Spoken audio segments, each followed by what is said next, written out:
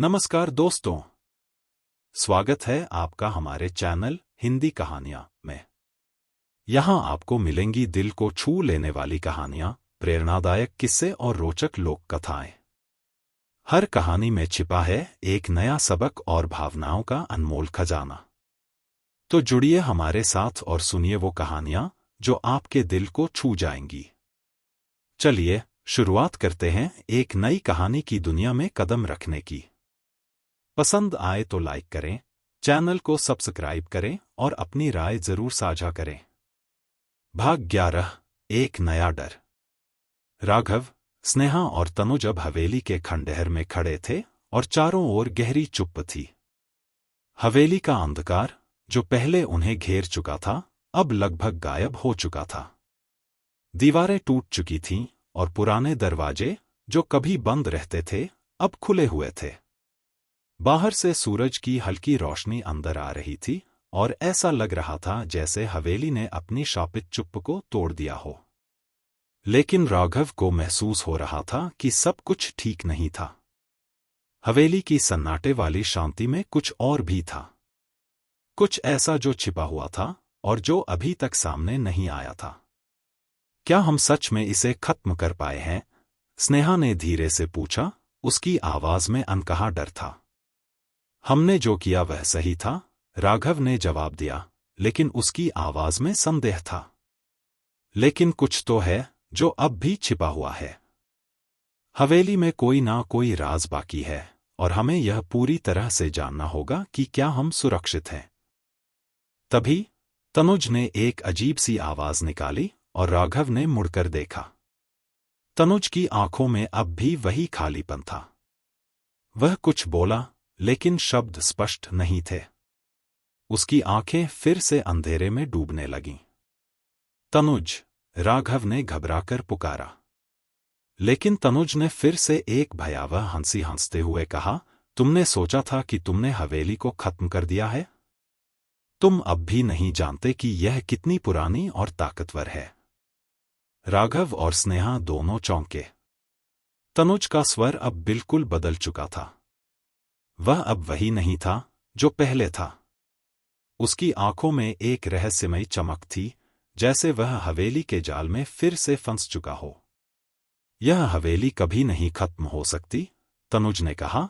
यह केवल इंतजार कर रही थी कि तुम मेरी मदद से फिर से इसे जीवित कर सको। राघव के माथे पर पसीना आ गया। उसने समझा कि हवेली ने पूरी तरह से आत्मसात नहीं किया था, बल्कि वह अब भी उसके अंदर कहीं बसी हुई थी। यह हवेली का अंत नहीं था, बल्कि एक नया डर था जो उन्हें अपने पास लाकर रखेगा। स्नेहा ने तनुज की ओर डरते हुए देखा। तुम सही नहीं हो, तनुज। हमें तुम्हारी मदद चाहिए।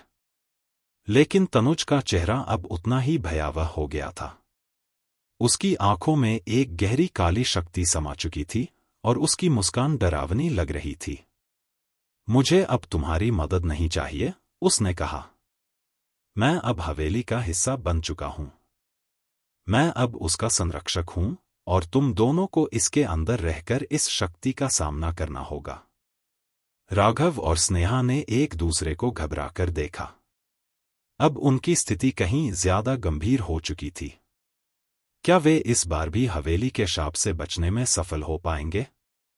और क्या वे तनुज को फिर से बचा पाएंगे, या वह अब पूरी तरह हवेली की पकड़ में आ चुका था? इसी समय हवेली की दीवारों से फिर से एक गहरी आवाज सुनाई दी, जैसे हवेली ने अपने रहस्य को और गहरा कर लिया हो। राघव को अब यकीन हो गया था कि हवेली का खेल खत्म नहीं हुआ था। इसके रहस्यमयी साए अब तक उनके ऊपर मंडरा रहे थे। भाग 12, शापित रहस्य। हवेली की दीवारें अब भी कांप रही थीं, जैसे वह किसी अंदरूनी शक्ति के दबाव में थी।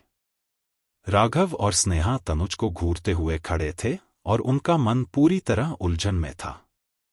वे समझ नहीं पा रहे थे कि तनुज, जो एक समय उनका सबसे अच्छा दोस्त था, अब हवेली का एक भाग कैसे बन चुका था।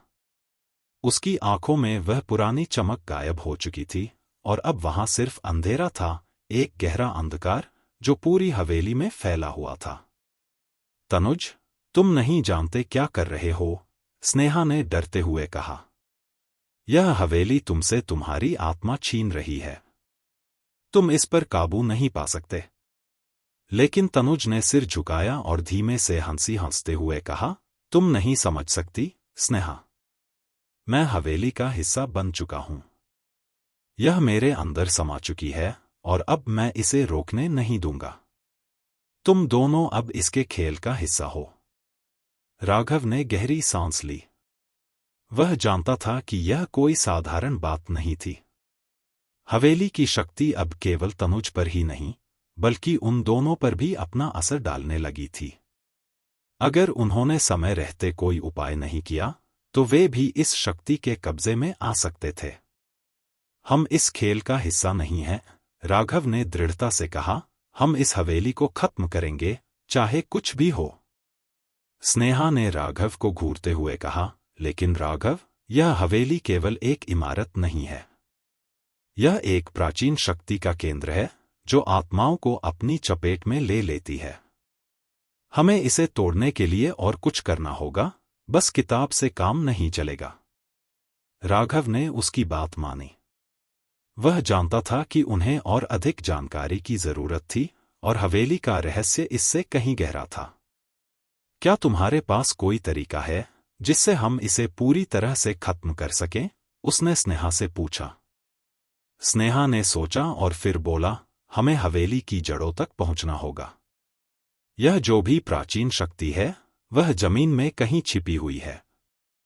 यह हवेली असल में एक मंदिर था, जो किसी बहुत पुरानी सभ्यता से जुड़ा हुआ था।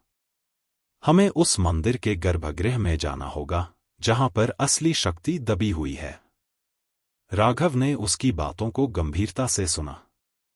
क्या तुम कह रही हो कि हवेली के नीचे कोई गुप्त स्थान है, जो इस शक्ति का स्रोत है? स्नेहा ने सिर हिलाया। हाँ, ठीक है। लेकिन यह बहुत खतरनाक होगा। इस मंदिर को छेड़ने से पहले हमें पूरी जानकारी चाहिए, वरना हम सब उस शक्ति के शिकार हो सकते हैं। तनुज, जो अब पूरी तरह हवेली की शक्ति में समा चुका था, अचानक बोला, तुम नहीं समझते, राघव। अगर तुमने हवेली के गर्भगृह में कदम रखा, तो वह तुम्हें कभी बाहर नहीं आने देगी। वह तुम्हारी आत्मा को पकड़ लेगी, और तुम भी मुझे और हवेली के बाकी आत्माओं के साथ यहीं रहोगे। राघव ने अपनी आंखों में दृढ़ संकल्प दिखाते हुए कहा, हम तुमसे डरने वाले नहीं हैं, तनुज। हमें अपनी दोस्ती और हमारी जिंदगी को बचाना है। स्नेहा ने राघव की ओर देखा और उसके चेहरे पर एक ताजगी का एहसास हुआ। हम इसे खत्म करेंगे। हम किसी भी हाल में हवेली की शक्ति को नहीं बढ़ने देंगे। उन्होंने एक दूसरे को देखा और फिर हवेली के गहरे गर्भगृह की ओर कदम बढ़ाया, यह जानते हुए कि आगे का रास्ता जितना खतरनाक होगा, उतना ही वे अपनी जिंदगी और अपने दोस्तों के लिए लड़ेंगे। दोस्तों, आज की कहानी आपको कैसी लगी? अगर आपको हमारी कहानियां पसंद आती हैं, तो इसे लाइक करें, शेयर करें और हमारे चैनल हिंदी कहानियां को सब्सक्राइब करना न भूलें। आपकी राय और सुझाव हमारे लिए बहुत खास हैं, तो कमेंट्स में जरूर बताएं।